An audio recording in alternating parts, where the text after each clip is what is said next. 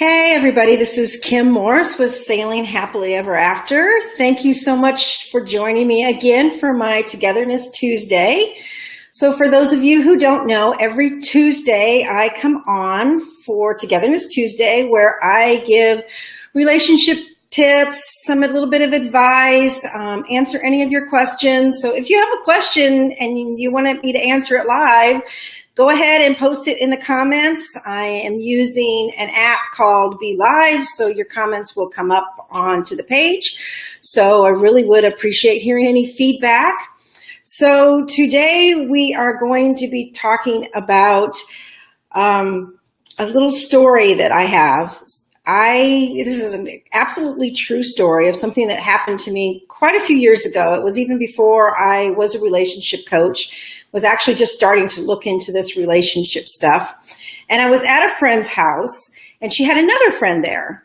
And this friend was really going on about how upset that she had been with her husband because his hobby of working on his motorcycle had taken up so much of his time that she was really feeling neglected and overlooked. And so she had complained about this. She had nagged him about this, and it just didn't seem to be changing.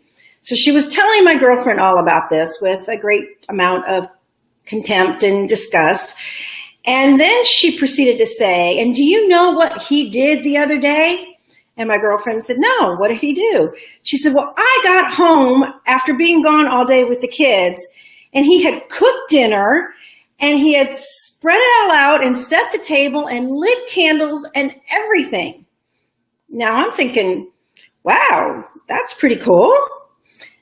But then the next thing that she said was the key. And then she said to my friend, how dare he think that cooking one meal is going to make up for all that time of him working on his motorcycle? So I was just a little taken back. Now, I don't know how some of you feel about that. I'd love to hear. But I just kind of felt like, wow, he had extended this olive branch to her, and basically all she did was light it up, right? She had just disintegrated it. She had not even thanked him or was considerate of this little bit of gesture that he was giving her to kind of maybe say, I'm sorry, or, let's start here. No, she was just kind of in this game of, well, he did all this to me, so now I'm going to do this to him. And I talk about this because this is really not a huge uncommon problem. This is something that happens with a lot of couples. It becomes this tit and tat game of, you've done this to me, now I'm going to do this to you, and it just becomes this big snowball effect that just gets bigger and bigger and bigger. And until one person stops it, it can really just continue until the contempt that's there in the marriage just completely destroys the marriage. So how do you think that you would solve this situation? If you have an idea, I'd love to hear about it. But, okay, Sam says, I love it when he cooks dinner. Thank you, Sam. Thank you for sharing that. So go ahead and put that up so everybody can see it. So she really loves it when her husband cooks dinner. So that's really great. So she would see this as an olive branch if they were having an argument. So my idea is that when you have a conflict like this, it's something that you cannot solve, then the best thing to do is to try and find a way that you can have a win-win. So I'm thinking that she was really, really attached, this friend was really, really attached to the outcome of probably him giving up his motorcycle. And, well, he probably wasn't going to give up his motorcycle. And so in her eyes, that was probably the only solution. So she was really attached to the outcome. And we have to be really careful when we have a conflict that we don't get attached to one particular outcome.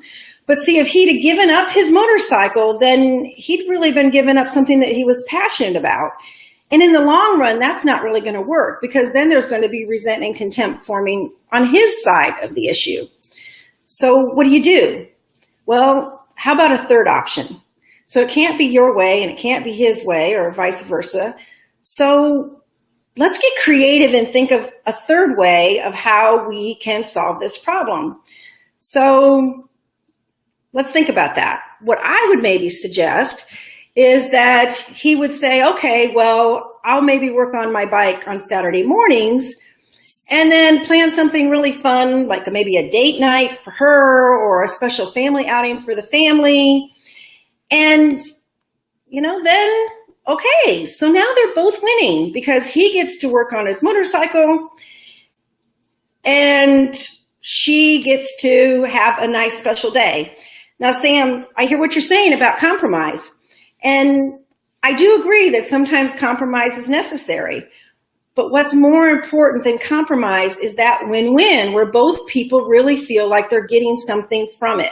Because that's when it really works. Because a compromise is when someone's losing.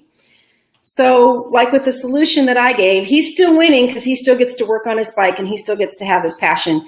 And she still maybe gets to have a special date night or special time with the family. So that's maybe something that she didn't even have before. So now she's winning too.